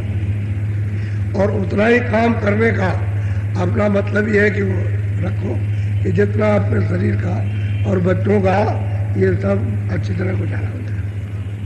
और मालिक तो उतना ही मांगो कि हम ज्यादा नहीं चाहते, इस वक्त चाहते हैं भजन हो जाए और उतना ही हो कि बच्चे भी ठीक से और कपड़े और भोजन बच्चा ये मांगो तो बड़ा काम करे, मालिक की दया काम करे और ये भजन बन जाए। असली काम ये बाकी सब है, बाकी तो जो कुछ भी कर रहे हैं सब छोड़, ये काम है। अगर ये मिल गया तो इसलिए ये इसके साथ हो जाओ, ये नहीं इसको करो, ये काम। और वेद भी बताया जा रहा रास्ते का साफ चिन्ह भी, और भी जो चिन्ह नहीं बताए महात्माओं में वो भी कभी कभी आ जाएंगे, वो भी मतलब ये चलो और अंदर से दरवाजे पर बैठे, दरवाजा बंद बस की बात है, अंधेरा हो गया, अब वही दरवाजा खुलेगा, उजाला हो जाएगा। तो सीधा सीधा आपको ये समझाया कि इसमें फंस गया अब रास्ता नहीं कोई बताने वाला। यानी अब तो आपके फंसने की भूल है, रास्ता बताने वाले तो कोई ना कोई मिल ही जाएंगे, लेकिन अब ये निकलना नहीं चाहते, फंसना रहता है। और इसमें क्या ढूंढते हो? आनंद मिल जाए, प्यार मिल जाए, तो न तो इसमें प्यार है, न इसमें आनंद है, और न इसमें मतलब है किसी तरह का शांति है, कुछ इसमें नहीं है। कोई चीज़ नहीं मिलेगी, ढूंढते ढूंढते इतने दिन हो गए और आगे हो कुछ मिलेगी। कोई महात्मा कहते कुछ मिलेगा। अब वो अभी आपको बताया था, पीछे बैठ कर कह रहे थे, पीछे कह रहे थे लोग, कह लगे अरे वो जो कह रहे बाबा जी ने किसी को खड़ा कर दिया हो, तो भाई मुझे क्या गरज खड़े करने की, वो तो किसी का राज का पैगाम लेकर के आए, बाबा जी को चिट्ठी दी, वो उन्होंने सुना दी, हमने चिट्ठी को ले लिया, तो उसमें क्या बात रही, उसमें तो सुना दिया। अब वो परेशान कह रहे हमारे ऊपर दया कीजिए, और कृपा खुद दया मांग रहे, उसमें कोई आराम, अगर आराम होता तो दया के लिए क्यों कहते, ये मुझे बताते मेरे ऊपर दया कीजिए, परेशान। ये सब आते हैं, सब मिलने जुलने के लिए आते हैं, सब परेशान। अब उनको दिशा नहीं आती क्या, ऐसे चाल में फंस गए, चारों तरफ से ऐसे फंस गए, दोस्त दुश्मनों से, यानी दोस्त भी दुश्मन हो गया, पीछे पीछे लगे हुए, जब मौका पाएंगे तो वही जो दोस्त होगा उनको मार देगा। अब वो डर पड़ते, परेशान बेचारे। तो असली चीज ये है कि बहुत दुखी है, सबसे ज्यादा दुखी रात के लिए। उनसे अधिकारियों से पूछो कि कितनी तकलीफ है, दिन भर परेशान। अरे पहले तो आराम से रहते थे, जनता सब अनुकूल, मतलब यह है कि नियम का पालन करती थी, आराम से। ऐसे ही कभी महीने 2 महीने के बाद चले गए घूमे आराम। अब दिन रात उठो, ये खबर आके मर गया, वो मर गया, ये हो गया, ये लुट गया, वहाँ ये हो गया, ये हो गया, बस इसी में दौड़ो, न रात को खाना दे, परेशान। अभी मतलब उनको चैन नहीं है, ये परेशान, और फिर तुम अलग परेशान, समझ गए, राज अलग परेशान, तुम अलग परेशान, तो अब परेशान किसी को तुम और दूर से सबको आनंद मिले, कुछ आनंद मिले, यही अनुभव करो और क्या नहीं। इसलिए ये सब सुख महात्माओं के पास मिलेगा, सच्चा सुख, सच्चा आनंद, सच्ची शांति महात्माओं से मिलेगी, और कोई स्थान है नहीं जहाँ आप पैदा। देखो इतने लोग सब बैठे, प्रेम से बैठे, और जब से आए हैं, यानी 2 तारीख के पहले से आए लोग, तो देखते मतलब ये कि आए और ये शांति से रहे। सब जगह आप कहीं भी बैठे हो, के बगीचे में, कहीं सड़क के ऊपर, पेड़ के ऊपर, वहाँ बैठे हो, सब मतलब अपना ही घर है, कहीं कोई कुछ कहता है, प्रेम से रहते हो।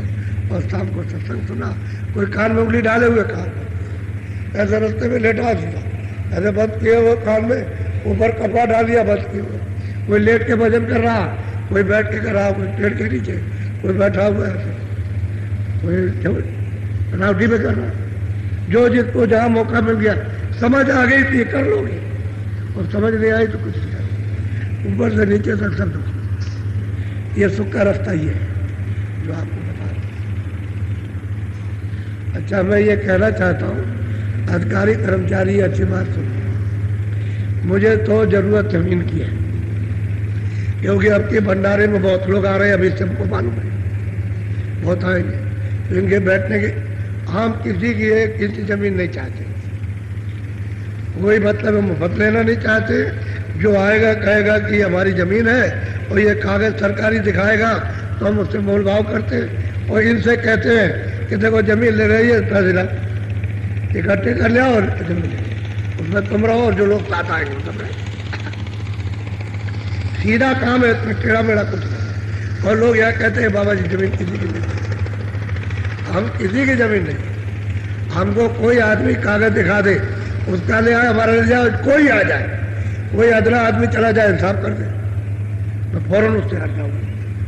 क्या बात है, यदि पैसे लेते हो और जमीन दे जाते हो तो ले लेता हूँ इनके लिए, और उसी पर आप ही बैठोगे, अभी बेच के जाओगे, फिर आप ही बैठोगे, तो कहोगे हमने गलती कर लिया, ज़्यादा ले लिया था, हमको इतना नहीं लेना चाहिए था, जितना दाम उस समय था उतना ही चाहिए था। अब ये कहने लगे कि हमसे भूल हो गई, हम नहीं पहचान पाए कि हमको भी इस जमीन पर बैठना, तो भाई बैठोगे आप ही, अकेले हम रहेंगे, हमको कहते हैं क्या जरूरत है? जब बहुत लोग आ रहे हैं इनको जरूरत है, ये सुनेंगे, बैठेंगे, शांति का संदेश लेंगे, भजन करने का रास्ता लेके भजन करेंगे, आत्म कल्याण करेंगे, घर वापस लौट के जाएंगे, अपने शरीर के लिए उद्यम करेंगे, शरीर का पालन पोषण करेंगे, और ये काम करेंगे। तो वहां भी यही काम करो, यहां भी करो। एक सूत्र होता है, इसलिए हम जमीन लेते हैं। आप इतना हमने काम में विकास किया, यानी 3 महीने लगातार दिनों रात, और आप लोग कितने लगे रहे आपको मालूम है। और जिले में जाइए तो इस तरह की नालियां नहीं, और जैसी दलदलें थी वो किया, तो हमारा क्या उसमें स्वार्थ था? अरे भाई सबको तकलीफ थी, और सोचा कि भाई सभी तकलीफ में, इधर के भी लोग जाते हैं उनको भी तकलीफ, बाहर के भी लोग हैं, कर्मचारी अधिकारी भी तो तकलीफ है, तो हम भी गांव में रहते, हम कोई गांव से बाहर होते तो एक बात नहीं, चलो भाई सेवा कार्य हो जाए, सत्संगियों से खा, चलो। ये बेचारी जो है अच्छे अच्छे कपड़े पहन करके और गांव में मिट्टी डालती रही, रात को 1 बजे से लेकर सुबह 7 बजे तक गांव में, इतनी देर तक 9 दिन में यहाँ सेवा कर, ये काम करते रहे, देवियाँ भी, पुरुष भी, बच्चे भी सब करते, और मतलब अच्छा काम किया। तो हमारा झगड़ा किस बात है? अरे भाई तुम्हारी समझ में नहीं आता तो अपने लोग के लिए झगड़ा करते, हमारा समझ में, हमने तो किसी का कुछ किया नहीं, इसलिए समझदारी से काम करो, हम किसी का नुकसान नहीं करते। हम तो अधिकारियों से हमेशा कहते हैं, आप उनका कागज ले लो, हमारा ले लो, और यहाँ चले आओ, यहाँ कहीं गुजरिए और कल बात चलिए। सरकारी कागज होना चाहिए, जिससे कागजों का सरकारी होता है कि लोग लेते हैं और देते हैं, वो कागज सरकारी हो, वो ले आइए आप, उसमें क्या बात। हमारे पास तो सब कागज है, हम ऐसे ये जमीन लिए तो कागज सब है। और इक्का दुक्का जो भाई ये लोग वहाँ बैठे हुए तो खाली जमीन पड़ी है, वापस बनाया थोड़ी। अगर किसी का एक हाथ प्लाट रह गया है तो अपना ले ले आकर के, और देना चाहे दे देगा वो खाली प्लाट। इसके बारे ये थोड़ी हम कब्जा किए, अरे कब्जा थोड़ी किए, वो तो खाली पड़ा है। अब ये बाहर के लोग आए तो रुक गए, अभी चले जाएंगे, बस खाली है, आप अपना ले लीजिए। वो तो ऐसा, और देखो वहाँ जो टेंट लगे राउत के, हमारा तो नहीं है, वो सब अभी खाली हो जाएगा, सब चले जाएंगे, टेंट उखड़ के सब ले जाएंगे, अपना खाली जगह है, हम किसी को कब्जा करने जाते। और लाउड स्पीकर लगा है, बिजली लगी हुई है, सब कुछ है, पानी की व्यवस्था है, और अभी चले जाएंगे तो हम किसी दूसरे को मिल लेते। आपको तो कुछ सोचना चाहिए, कुछ माथा तो रखना चाहिए। किसी के घर पर आप ठहर जाओगे और 10 आदमी रुक गए आकर के तो तेरी जमीन मकान लिए ले रहे। अरे अपना बड़ा सौभाग्य है कि भाई हमारे दरवाजे पर बाहर का कोई आया टिकिया अभी आएगा 2 दिन रहेगा चला जाएगा। ऐसा नहीं करता कोई भी, कहीं नहीं करता है। और वे धार्मिक लोग तो ये काम करते ही नहीं, जिनके सत्य विचार हैं, जो अपने किसी काम के लिए आए, उनको ये काम करना, तो अपना काम कराएंगे, किसी को डरने की जरूरत नहीं है। बाबा ये से क्यों डरते हैं? वो डरने की बात ये है कि हमसे इनसे ज्यादा नहीं, हमको इतने पैसे दे दीजिए, तो हम कहते हैं अच्छा चलो भाई ठीक है। इनसे कहता हूँ कि भाई इतने मांग रहे हो तो 4 आदमी, 6 आदमी, 8 आदमी, 15 आदमी, 20 आदमी मिल करके कहते हैं कि ले लिए तो दे देखा भाई, और तो पता है। अब तुम ये कहते हो जमीन मान लो, तो ये कैसे हो जाएगा? इनको जरूरत है, तो जरूरत है, गाँव वाले आएंगे, आज नहीं आएंगे तो कल आएंगे, अगल बगल के गांव के आएंगे। अब मंदिर में सब आने लगे तो जरूरत नहीं बैठने की, तो ये कैसे कहोगे खरीदो नहीं, दूसरे की जमीन बेच रहा हो उसकी आप मान लीजिए? ऐसा नहीं कभी होता है। तो कोई भी होगा उसको जब जरूरत पड़ेगी उसने कहा जहाँ मिलेगी। इसलिए आप हमसे डरने की कोई बात नहीं, और हम कोई झगड़े झंझट पर फंसना नहीं है। और हम कोई गोली चलाए, डंडा लाठी चलाएंगे इस उम्र के आदमी? पहले तुम सोचना चाहिए, हमारी तो मतलब बहुत उम्र हो गई, और इतनी उम्र जमाना देख लिया, तो बस समझ लिए तो ये काम करेंगे। आपको सोचना चाहिए। बोलो जय गुरुदेव,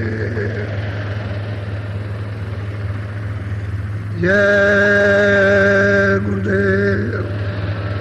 देखो ये बात मुझे पसंद नहीं है कि तुम धोती लेकर के खड़े हो जाओ या आप कोई प्रसाद लेके खड़े हो जाओ, ये ठीक नहीं। हमने एक बना दिया कि हमारे पैर सूजे हुए, हम बीच में हम पहले बहुत किया, हमारे सिर पर हाथ रखा, सब कुछ किया, और बहुत फायदा किया और सबको मालूम है, लाभ पहुंचा है। तब मतलब ये है कि ऐसा बगैर लाभ के नहीं। अब ये है कि मेरे पकड़ के इसमें खून नहीं रहा, ऐसे करके इसको पकड़ करके खून सूख गया तो शून्य हो गया। ये पैर हमारे यहाँ से यहाँ तक ये सब के सब शून्य है बिल्कुल एकदम से, और सूझ गए तो हम कहते हैं अब की बार छोड़ दो। तो आप सुनते ही नहीं, कभी वहां जाओगे और मतलब वहां पहुंच करके अच्छा हमारा प्रसाद ले लीजिए, हमारा ये प्रसाद बना दीजिए, हम ये 2 किले और यहाँ डालो। क्या हम कहते हैं कि हम ले रहे हैं, बैठे थे यहाँ डाल दीजिए, आप पैसे ले जाते हो तुम्हारे, अरे यहाँ डाल दीजिए, आप यहाँ डाल दीजिए मुझे, और मैं ये सब लेकर के सब तुम्हारे काम में लगा पाए, इसकी व्यवस्था करूंगा। अब इस वर्ष से आते हुए आए, कह लगे हमको एक जगह दे दीजिए रहने की, हम बाहर से आए तो जगह रहेगी तो दे देगा। कौन सी हम जगह में है, हम तो एक छोटी सी कोठरी में रहते, हम भी रहते, पहले झोपड़ी में भी तक थे, अभी पिछले दिनों में आग वगैरह लगने लगी तो ये हुआ कि भाई नहीं रहेंगे, ये झोपड़ी वोपड़ी सब जल जाएगी, तो एक छोटी सी कोठरी है टीन की, उसी में रहता हूँ, कोई बड़े मकान में नहीं रहता हूँ, छोटी सी जगह है, उसमें तखत एक पड़ा रहता है और उसमें दूसरा तखत नहीं आ सकता, उसमें भी रहता है। तो आप कहते हो हमको कमरा दे दिए, तो कमरा चाहिए, कमरा रहेगा तो आपको मिल जाएगा। अब हर आदमी कहता है तो जगह चाहिए तो आपको रहने बाहर, हम 4 दिन सत्संग सुनना चाहते, रहना चाहते, कोई भजन करें, ये सब बातें सोच विचार की। जहाँ आदमी है तो चाहिए, जरूरत किसकी आदमी है, उसकी जरूरत है तो चाहिए। अब आदमी है तो पानी चाहिए, अब ये पानी नहीं तो फिर कैसे काम चलेगा, और रात्रि को रोशनी चाहिए तो रोशनी कुछ ना कुछ होना चाहिए जहाँ आदमी है, तो ये तो सुविधा करनी पड़ेगी, किसी को कोई हो सका। बोलो जय गुरुदेव। भैया ये देखो, तुम जो जाने आने वाले हो इक्का दुक्का, तो यहाँ ला करके जो कुछ भी ये यहाँ फेंको, इस जगह पर जाओ और यहाँ फेंको आकर, ठहर जाओ, समझ लो इस बात को, तो कुछ फेंको हमने ले लिया और ये सब तुम्हारे काम आएगा। अच्छा ये बताओ कि मैं क्या करूँ, मैं कोई सोमन खाऊंगा, बताओ इसको क्या करूँ, तुम्हारे काम लगेगा। हर बात को सोचने विचारने की। अच्छा ठहर जाओ, कल का कार्यक्रम जो है गुरु पूर्णिमा का था, 3 दिन पहले और 3 दिन बाद, तो आज 5वां दिन है, 2 दिन हो रहे हैं, कल का और परसों का ये 2 दिन रह गए, तो काम तो ये संपन्न हो गया। और हम शहर के जितने भी दफ्तरों के, बिजली घर के, या मतलब ये है कि सरकारी दफ्तरों के जितने भी हैं, उन सब लोगों ने अपनी भावना से उसने सबसे सहयोग दिया, चाहे प्रशासन के हो चाहे न्याय को हो, सब लोगों ने सहयोग दिया। हम उनके उस सहयोग से अपने मत्थे पर बड़े आभार। ऐसे ही आप इस शांति के लिए और इस चैन अमन के लिए इसी तरह का सहयोग देते रहे। देखो वातावरण कितना बदलता है, इसमें सहयोग दे दीजिए, ये हमारी वित्तीय प्रार्थना है। जहाँ कहीं भी अभी मैं निकलूंगा तो जहाँ कहीं भी कार्यक्रम हो वहाँ आप सहयोग दे दीजिए। देखिए माहौल वातावरण कैसा होता है, और हमको तो भजन कराना है सब। जो आएगा हमारे सामने उसे कहेंगे बच्चा भजन कर ले, ये भजन करने का तेरा वक्त रह गया और तुझे आगे कुछ मिलने वाला नहीं है, अभी तक तो तूने कुछ पाया नहीं, तो आगे कुछ मिलेगा नहीं, तो अब तू थोड़ा सा ये कर ले अपने जीवन अपनी जीवात्मा के लिए, तो इसकी रक्षा कर, नहीं तो ये डूबने वाली हो, तेरा कोई साथ देगा नहीं। सीधी सीधी बात।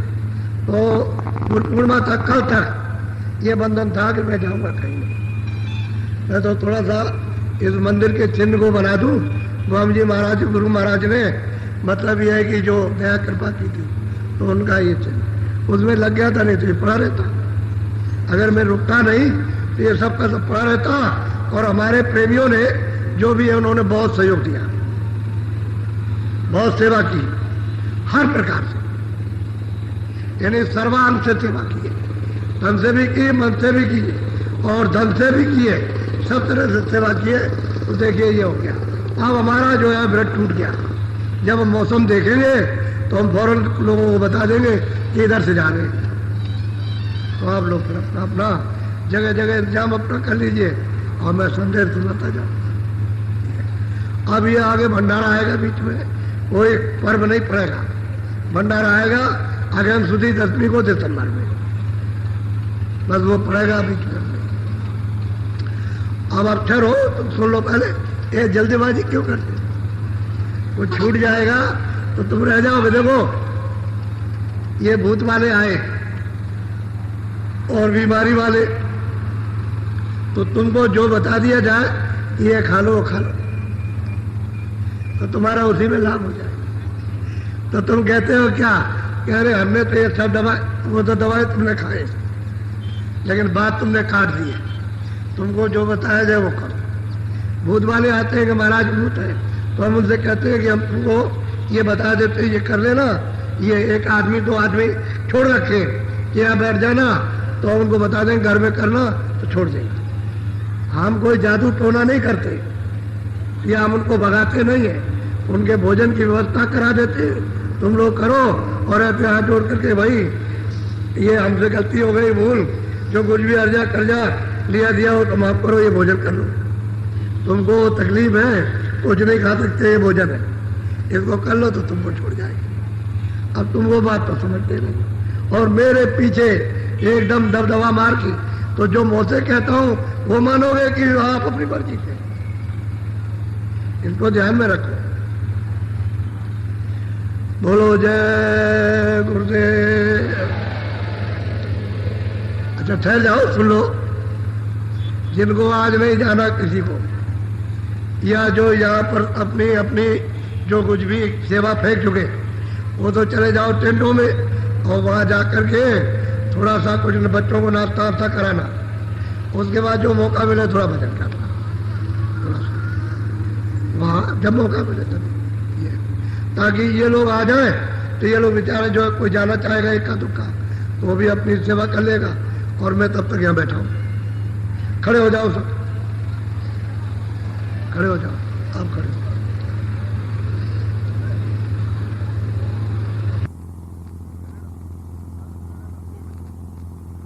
गुरुदेव परम पूज्य पंडित जी द्वारा गाई हुई प्रार्थनाएं रिकॉर्डिंग करता बंसल भैया मथुरा वाले, बंसल कैसेट दहली पे मथुरा। जय गुरुदेव।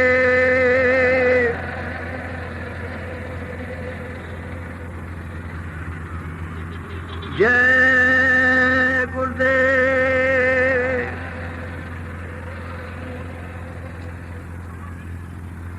जय गुरुदेव। नाम किसका? जय गुरुदेव। नाम किसका? हो दीरी पिया को निज घट में खो,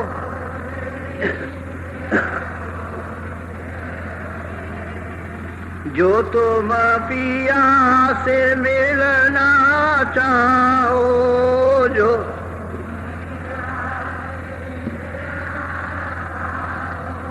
तो भटको मति जग में, तो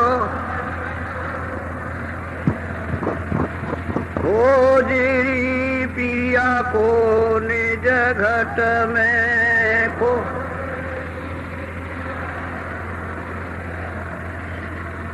तीरथ भरत करम आचारा,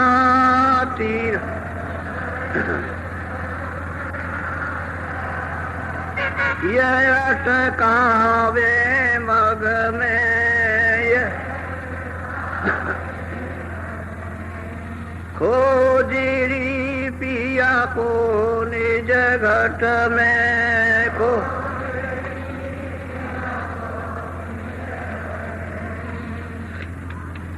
जब तक संत मिले नहीं पूरे, जब तक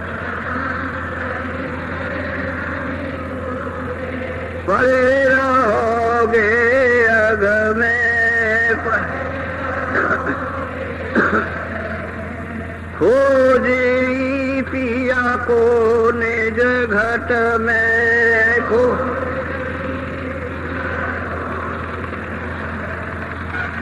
नाम सुरा रस कभी न पाओ, नाम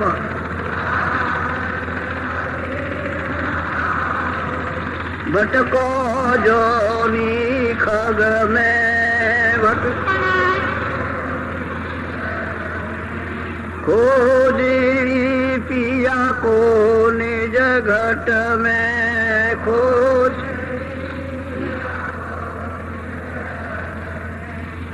पंडित काजी भेख से कसबो, पंडित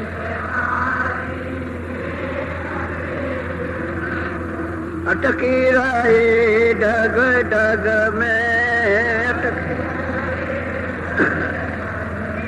खोजी पिया को निज घट में को,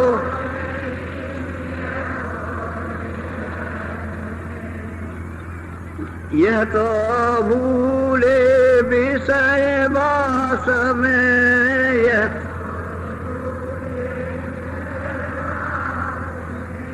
बर्माधा से न की रग रग में बर्मा,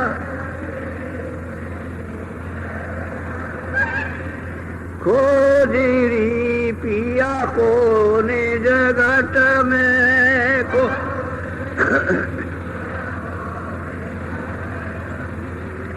इनके संग पिया नहीं मिलना, इनके पिया मैंने काऊ साध समग में पिया,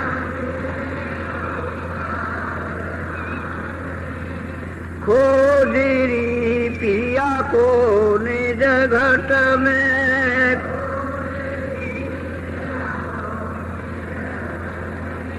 सतगुरु पूरे बहु समझावे,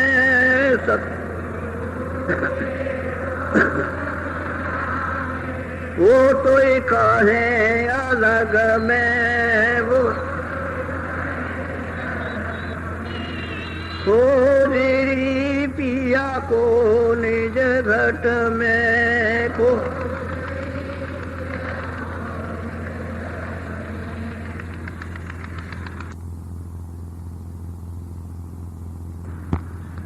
मेरे प्यारे गुरु दातार मंगेता द्वारे खड़ा में,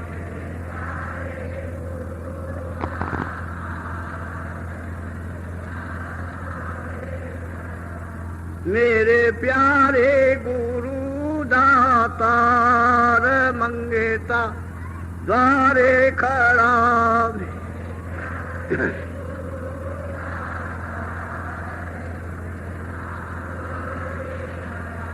मेरा पुकार पुकार मेरे कर देखो जरा,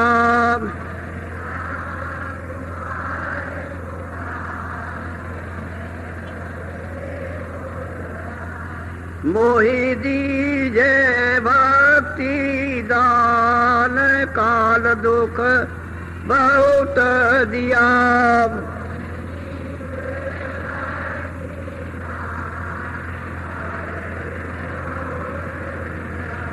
मेरे तरफ उठी ये माँ दरस को तरस रहा,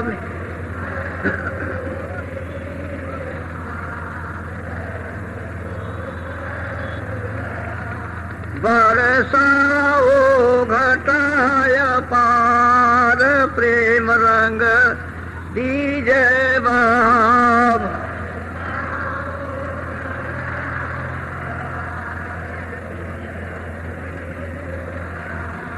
सुरते भीजे अमीर सदार तन मन ओबे रास,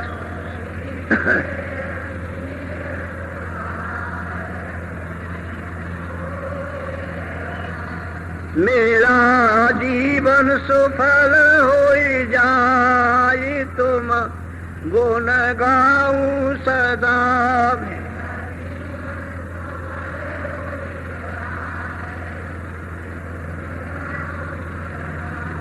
मैं नीचय अधम नाकार तुम्हारे द्वारे पड़ा।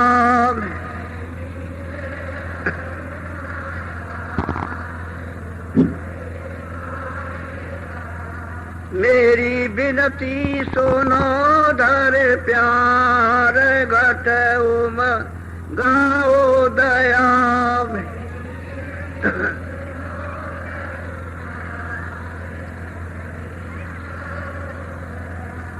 स्वामी जी पिता हमार जल्दी पार किया।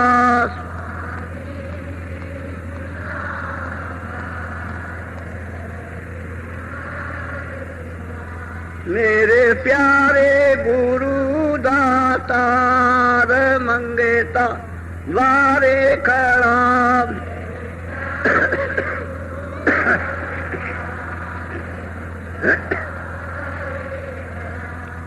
तुमको समर्थ जाने कर विनती करूं पुकार। भाग्यहीन मैं क्यों हुई स्वामी तुम दरबार। तुमसे दाता कोई नहीं सबको लीना तार। मुझे अपराधी न की अभी न आई वार। जय गुरुदेव। माना तू बाजो गुरु का नाम मान।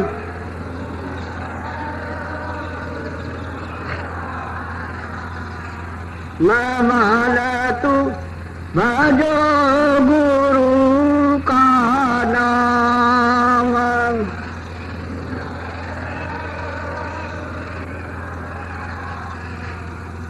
दया मेरे से नरत न पायो।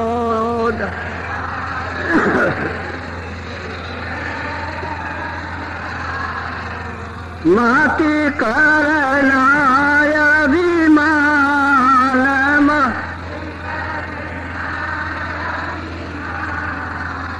मान तू भजो गुरु का नाम।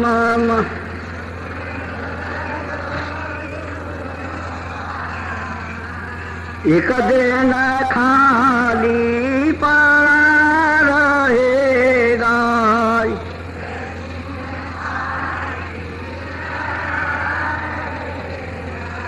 जाई बसे शमशान।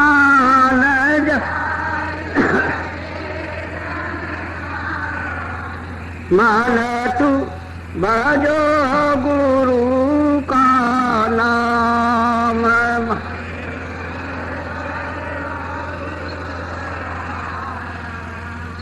जो धन तुझको दिया गुरु ने जो।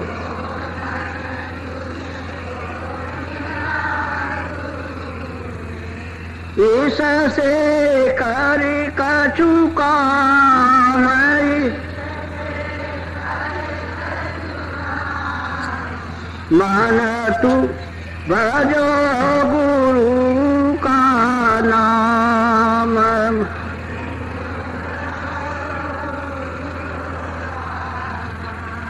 अंत समय यो ही लौट जाएगा।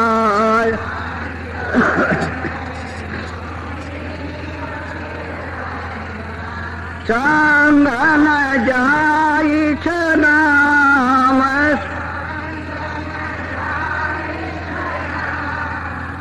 मान तू भजो गुरु का नाम।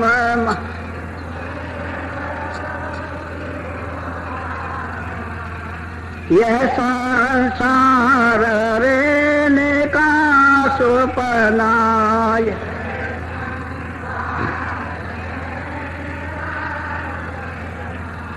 आई की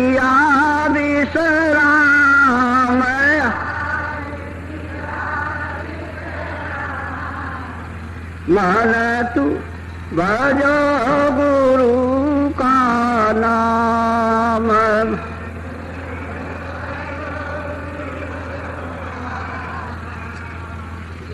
चारे देना के संगी सब है,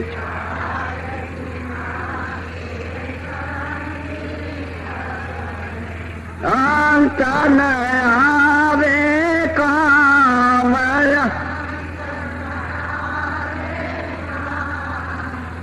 मान तू भजो गुरु का नाम।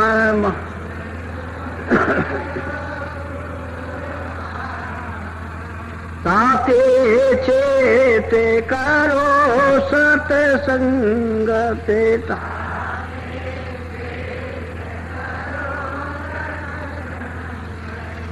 भजन करो